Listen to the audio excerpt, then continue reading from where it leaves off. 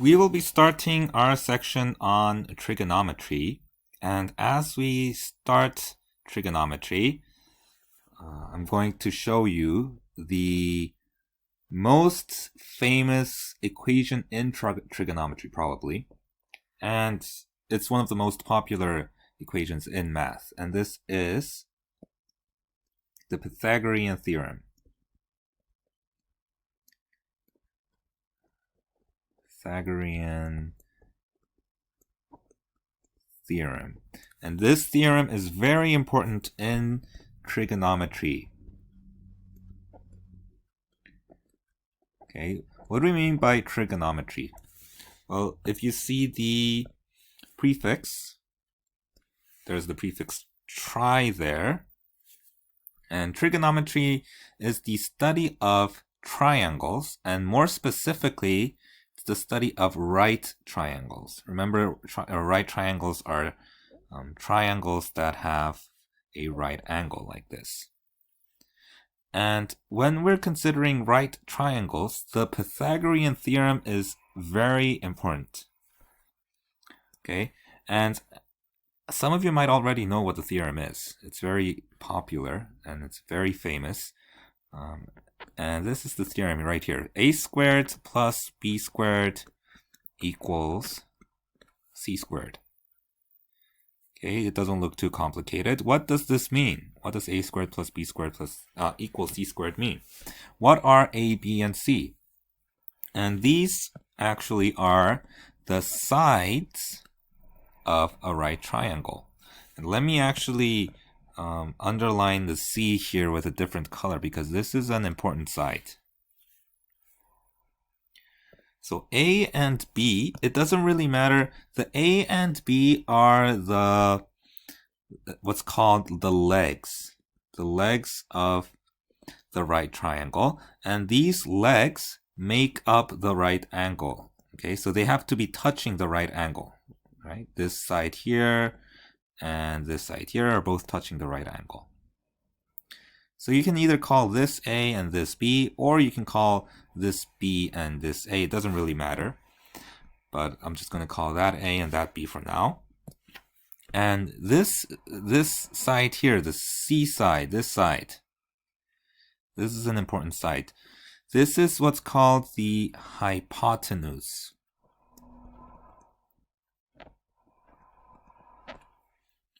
Hypotenuse. It is opposite from the right angle. Okay, so it doesn't touch the right angle. It's on the other side of the right angle.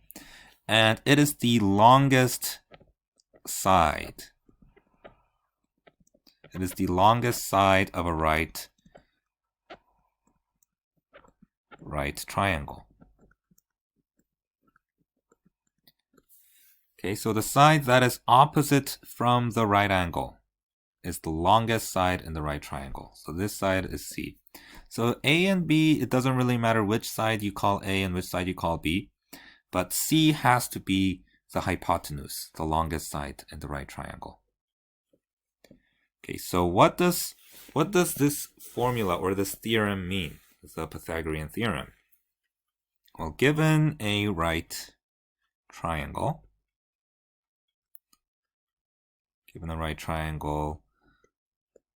side is 3 meters and this side is 4 meters. You can use this theorem. I'll need to draw in the right angle here. You can use this theorem to find what this side is. What's the length of the hypotenuse? And you can find the length of the hypotenuse if you know the two legs.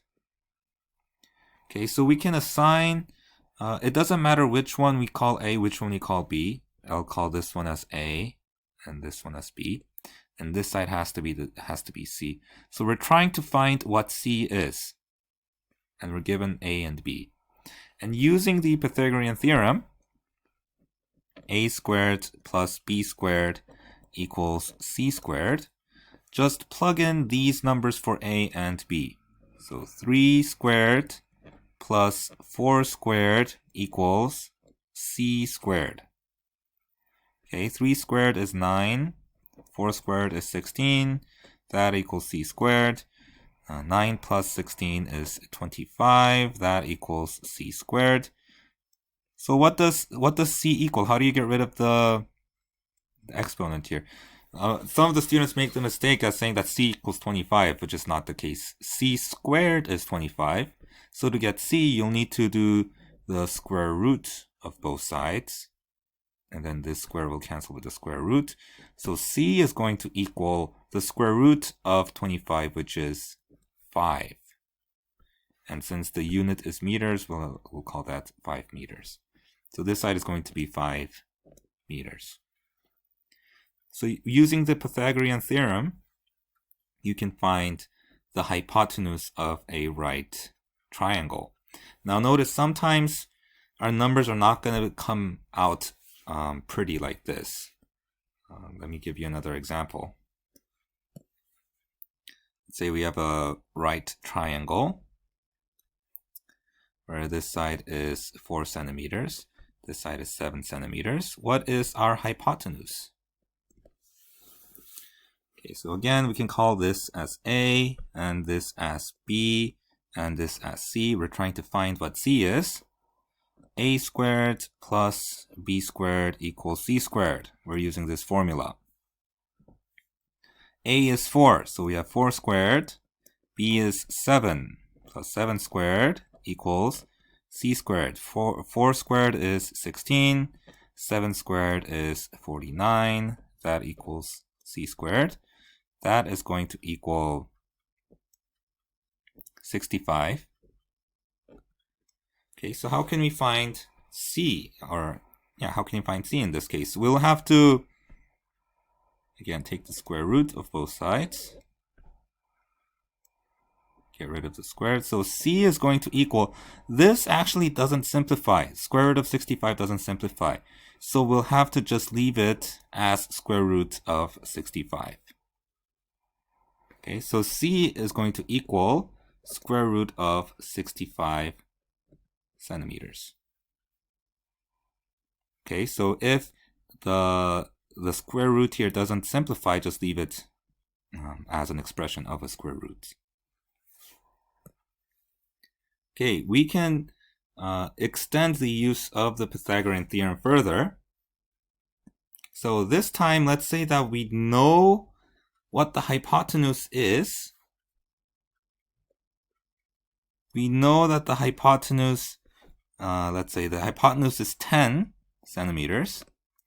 We know that this side is 9 centimeters, but we don't know what the other leg is. How can we find the other leg, or one of the legs in this case? Or how can you use the Pythagorean theorem to find the unknown?